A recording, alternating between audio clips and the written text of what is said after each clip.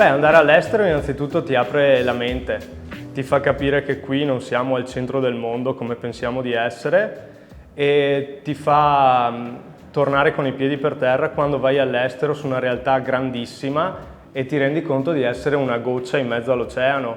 Quindi hai sì delle opportunità, però devi giocartele bene. Dall'altro rovescio della medaglia non hai il resto, quindi la famiglia, le tradizioni e ti senti un po' vuoto.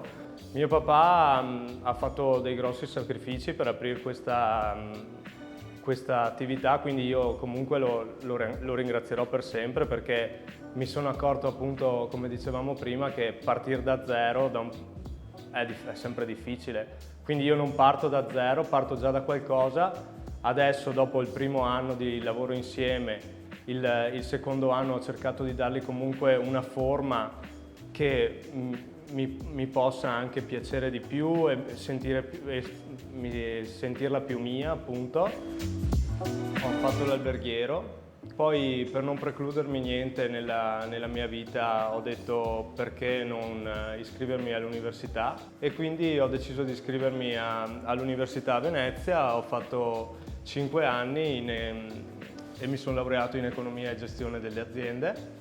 Mi sono innamorato del Canada, sono andato a Toronto e era come essere un bambino a Gardaland perché ovviamente venendo da Follina ti trovi su una città dove puoi avere 1000 opportunità. Ho avuto un'opportunità con una grossa azienda italiana, però ho sempre avuto quel sentore, quel sentimento che non era quello che volevo fare nella vita. Mi è sempre piaciuto cucinare e quindi ho sempre continuato il sabato e la domenica a lavorare con un mio amico in un ristorante italiano-argentino e il contatto con le persone è sempre stato importantissimo per me.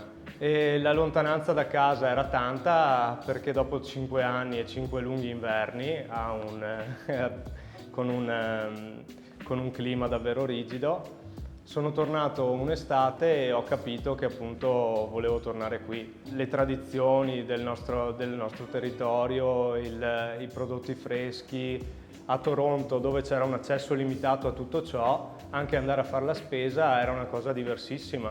Qualsiasi cosa che è in stagione io vado dal fruttivendolo, lo voglio vedere, lo voglio capire anche da lui, le caratteristiche magari del carciofo, le caratteristiche dell'asparago. Il messaggio che voglio dare è ai ragazzi innanzitutto di cercare sempre un lavoro non pensando ai soldi, non pensando alla carriera, ma pensando a cosa ti fa davvero alzare la mattina e dire vado, non so, per esempio in pizzeria o vado al ristorante o vado alla mia bottega con il sorriso. Io vengo tutte le mattine col sorriso, quello che mi fa venire qui è la passione. È importantissimo che questi lavori vengano comunque portati avanti anche da noi giovani.